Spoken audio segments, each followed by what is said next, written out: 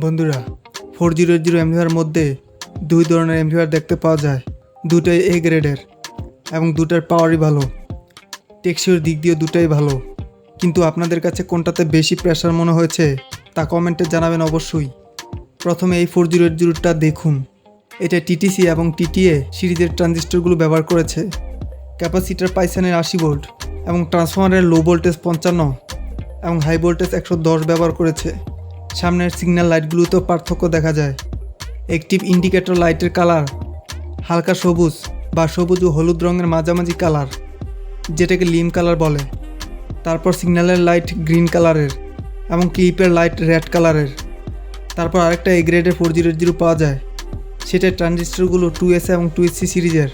Capacitor থাকে টুংডা 80 ভোল্টের এবং ট্রান্সফরমারের কয়েকটা লেখা থাকে লো ভোল্ট 54 এবং হাই ভোল্ট 108 এবং কয়েকটা লেখা থাকে লো ভোল্ট 70 এবং হাই ভোল্ট 108।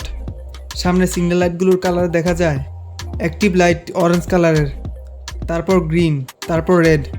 এই দুই সিরিজের এমভিআরই চায়না থেকে ইম্পোর্ট করা হয়। দুটো কোম্পানি এইগুলোকে বানায়, তাই তাদের মডেলে কিছুটা পার্থক্য থাকলেও পারফরম্যান্স ভালো থাকে। কিন্তু আপনারা বলুন, যারা আপনারা এই দুই ধরনের এমভিআরই দীর্ঘদিন ব্যবহার করেছেন, কোনটায় কেমন সুবিধা পেয়েছেন এবং কোনটার ওয়াট বেশি বা প্রেশার বেশি পেয়েছেন, কমেন্টে অবশ্যই জানাবেন। উত্তরের অপেক্ষায় রইলাম।